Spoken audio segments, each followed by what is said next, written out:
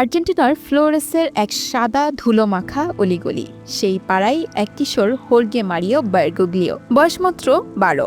জীবনের প্রথম প্রেমে পড়েছিলেন পাশের বাড়ির মেয়ে আমালিয়া দামন্তের প্রতি।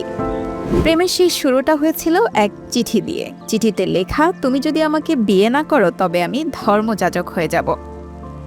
তবে কিশোর হৃদয়ের প্রেম থেমে যায় অভিভাবকদের আপত্তিতে। বন্ধ হয়ে যায় দেখা সাক্ষাৎ। কিশোর হোর্গের হৃদয়ে দগদগে রয়ে যায় ভালোবাসার সেই না বলা গল্প। বান্ডেল থাকলে প্রতি সেনমানিতে টাকা বাঁচবে। বিকাশ সেনমানি বান্ডেল কিনে জিতুন প্রতি লেনদেনে। হোর্গে পরিণত হয়ে ওঠেন এক রসায়ন প্রযুক্তির শিক্ষার্থী। জীবন চলে বিজ্ঞানের ব্যস্ত সরণিতে, তবে হৃদয় ছিল শূন্য। একদিন ফ্লোরেসের এক গির্জা যান কনফেশনের জন্য, আর সেখানে এক যাজকের মুখে শোনেন ঈশ্বরের ডাক। তারপর শুরু ধর্মের পথে যাত্রা। সেমিনারিতে প্রশিক্ষণকালেও হৃদয় কেঁপে ওঠে এক তরুণীর জন্য। প্রেম ফের আসে দরজায় কড়া নাড়তে।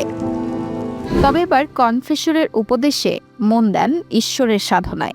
বলেন, প্রেমের আকর্ষণ ছিল তীব্র, কিন্তু ঈশ্বরের আহ্বান ছিল চিরন্তন। প্রেমে ব্যর্থ হলে সেই বেদনা অনুভব করতে হয়, তবে সেই ব্যর্থতা থেকেই শেখা যায় জীবনকে নতুনভাবে দেখতে।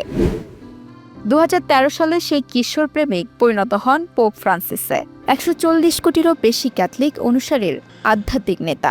Cari fratelli e sorelle, buona Pasqua.